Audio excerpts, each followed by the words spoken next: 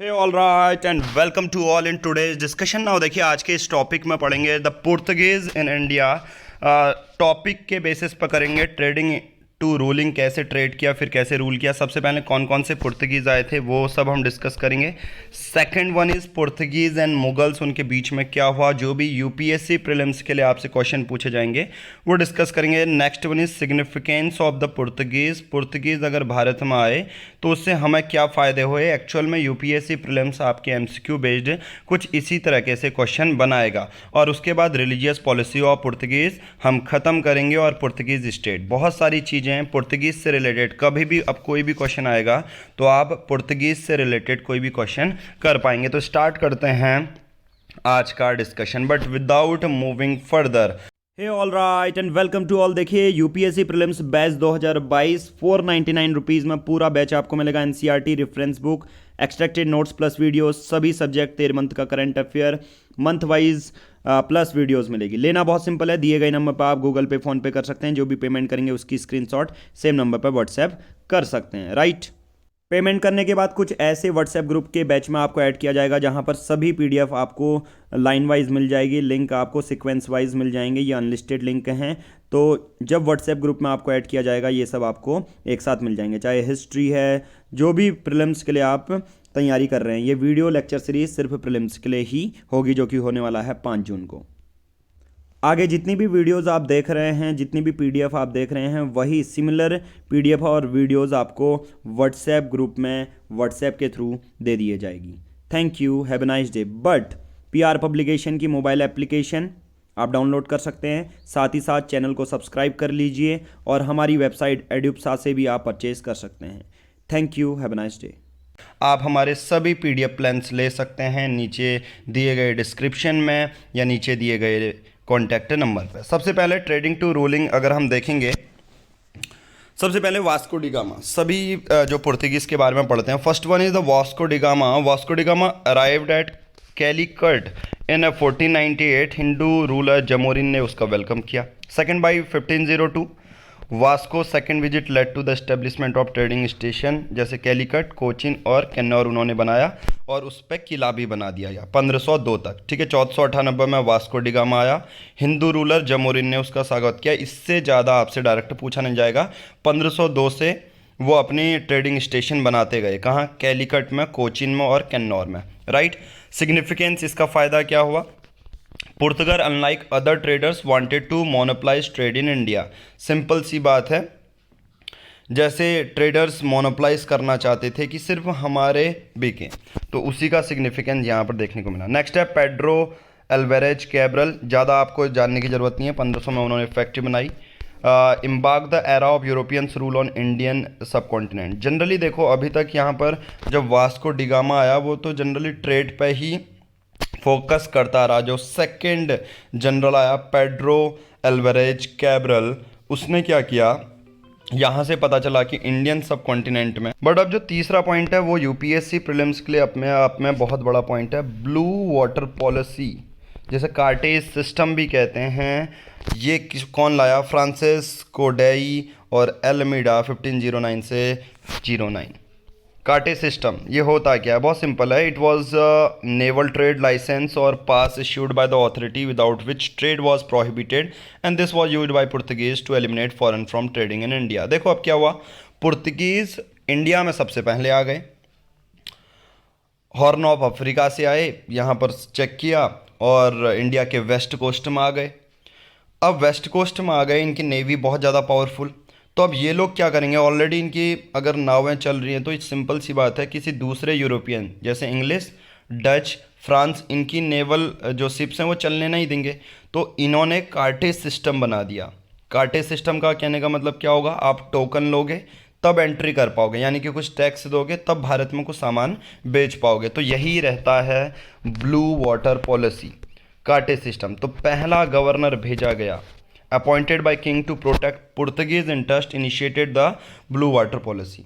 अब पुर्तगीज़ में चला होगा ना कि इंडिया में अगर ट्रेड बहुत ज़्यादा बढ़ रहा है, इंडिया से मिर्च आ रही है या कुछ भी चीज़ें आ रही हैं, तो उसको कैसे पुर्तगीज़ का इंटरेस्ट प्रोटेक्ट करना पड़ेगा। तो पहले गवर्नर को भेज दिया गया, उन्होंने ब्लू वाटर पॉलिसी स्टार्ट की। तो इसका पूरा नाम क्या है? Francisco day Almeida. 1509 से, बस 1505 वाला याद रखना है बस।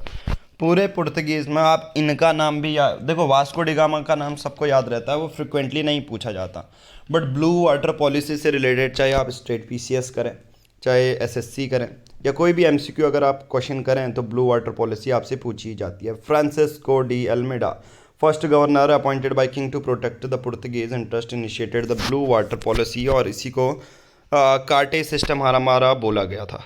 तो कार्टे सिस्टम भी हमने कंप्लीट कर दिया कि एग्जाम्पल ऐसे समझिए कि एक समुद्र है, समुद्र में बहुत सारे लोग ट्रेड कर रहे हैं, पर मोनोपोली मेरी है, मैं ज़्यादा पावरफुल हूँ, तो मैं इन सब से क्या कहूँगा कि अगर कोई भी समुद्र में ट्रेड करना चाहता है, यहाँ पर आए और पहले मुझसे टैक्स कटाए या मुझे 100 रुपये दे, तब यहाँ पर टैक्स करे।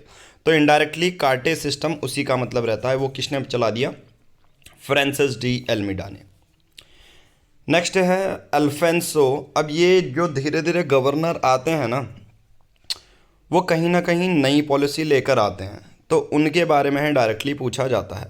नाउ इन गवर्नर के बारे में ये कंसिडर किया जाता है, considered to be the founder of the Portuguese power in India, माना जाता है। तो हल्के से जब एमसीक्यू में आता है कि वो is considered the founder of Portuguese power in India, तो आप अल्फेंसो का नाम लिख सकते हैं। ऐसा क्यों? Secured strategic control of Indian ocean, Indian ocean को कंट्रोल किया। Captured Goa from Bijapur ruler, मतलब बहुत इनकी अचीवमेंट है। देखो, captured Bhatkal from Shri Krishna Deva Raya of the Vijayanagara and initiated the policy of marrying with the natives and settling in India and banned the practice of sati in his area of influence. सोचो कितनी बड़ी बातें इन्होंने की है। अल्फेंसो जब गवर्नर आते हैं, देखो अलग अलग गवर्नर ने अलग अलग रोल प्ले किया। वास्को डी गामा सबसे पहले आया इंडिया में, ये तो ठीक है, बट ब्लू वाटर पॉलिसी जिसे कार्टे सिस्टम भी कहते हैं, वो फ्रांसिस डी अल्मीडा ने किया। तीसरा, अल्फांसो ने क्या किया? इंडियन ओशियन पर कंट्रोल कर दिया। अब देखो कितना ज़्यादा, सिर्फ आपको पीडीएफ रिवाइज करनी है, प्रीलिम्स होने से पहले आप जो है पीडीएफ रिवाइज करोगे डायरेक्टली। इन्होंने क्या किया? मैं initiated the policy of marrying with the natives. अब ये क्या करते थे? पुर्तगीज़ आए, वहीं पर साउथ में अलाइंस चलाया, जैसे मुगल्स ने चलाया था वैसे ही पुर्तगीज ने भी चलाया। तो ये डायरेक्टली पूछा जाता है। जब उनको पता चला कि सती अच्छी चीज़ नहीं है, इलीगल प्रैक्टिस है, इल प्रैक्टिस है, तो band the practice of sati in his area of influence. कौन सा? अल्फांसो डी का जितना भी एरिया कंट्रोल में रहेगा, वहाँ पर जहाँ पर भी सती चल रही होगी वहाँ उन्होंने बैन कराई। और इसी के बेसिस पे इतनी सारी अचीवमेंट पाकर इनको considered to be the founder of Portuguese power in India बोला जाता है, राइट। एक और गवर्नर का नाम Nuno da Cunha, he shifted the capital from Cochin to Goa. Directly पूछा जाता है पुर्तगीज का कौन सा गवर्नर ने कोचिन से अपनी कैपिटल शिफ्ट की गोवा को, वो 1530 में की, और पहले कोचिन थी। Conquered Diu and Bassein from Gujarat king Bahadur Shah, establish headquarter in Hooghly Bengal. इससे ज़्यादा डायरेक्टली पूछा नहीं जा सकता। Pragmatic leader who expanded territory beyond western coastal region. मैंने कहा वास्को डी गामा आया तो वेस्ट कोस्ट में आया, तो यही वो रीजन गवर्नर था नीनो दी कुन्हा। उसने वेस्टर्न कोस्टल से भी बियॉन्ड अपनी टेरिटरी बनाई। Portuguese power expanded to eastern coast during his time. अभी तक तो वेस्टर्न कोस्ट थी, किस गवर्नर के टाइम पाई? Nuno da Cunha. अब ये अपने ट्रिक के बेसिस पे याद करो या कुछ ही, जैसे ऐसे याद कर सकते हो। नीनो दी क्या आगे एन है तो एन ही बोल देता हूँ, नॉर्थ ईस्ट, तो ई से पता चल जाएगा ईस्टर्न कोस्ट में भी उन्होंने कब्जा किया, right.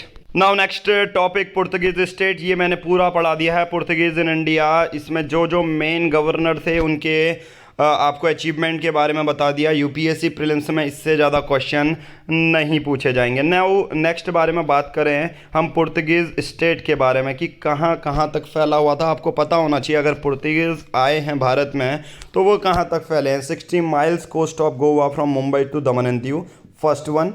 Coastal region of Gujarat, north में कहाँ तक फैले थे? गुजरात तक। ईस्ट में कहाँ फैले थे? At San Thome in Chennai and Nagapattinam in Andhra, Hooghly in west Bengal. Mangalore, Cochin, Calicut, 60 miles coast of Goa from Mumbai to Daman and Diu. ये है पुर्तगीज़ की स्टेट। सबसे पहले हमने पुर्तगीज़ के सारे गवर्नर के बारे में पढ़ लिया, सेकंड पुर्तगीज़ के स्टेट के बारे में पढ़ लिया। अब यहाँ से डायरेक्टली मैं आपको बोल सकता हूँ कि जितनी भी चीज़ें हैं, जितने भी पॉलिसीज़ हैं पुर्तगीज़ अपनाते हैं वो डायरेक्टली क्वेश्चन में पूछे जा सकते हैं।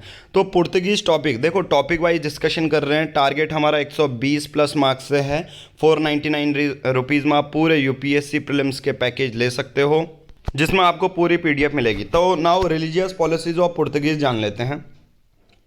Initially hostile only towards Muslim, क्या मुस्लिम को मार रहे हैं। Later towards Hindus also. In 1579 missionaries was sent to convert the emperor Akbar to Christianity। देखो पुर्तगीज़ के बारे में सबसे ज़्यादा इंटरेस्टिंग फैक्ट ये है कि सबसे पहले पुर्तगीज़ भारत में आए, मुस्लिम के टुवार्ड्स हॉस्टाइल थे। हॉस्टाइल मीन्स इंटॉलरेंस था फुल, कि दबाते थे, डोमिनेटिंग थे। फिर लेटर मुस्लिम के बाद उन्होंने हिंदूज़ पर कब्ज़ा किया। अब जब लगा कि हाँ हमारी डोमिनेंट ऑथोरिटी तो बढ़ चुकी है, अब 1579 में मिशनरीज भेजिए, मतलब क्रिश्चियन कम्युनिटी भेजी गई। And they were sent to convert the emperor Akbar to Christianity, right. तो उन्होंने ये सोचा कि अकबर को किस में बदलना है, हमें क्रिश्चियनिटी में, राइट। तो ये रिलीजियस पॉलिसी थी। इससे ज़्यादा आप 3 लाइन में इससे अच्छा एक्सप्लेन नहीं कर सकते।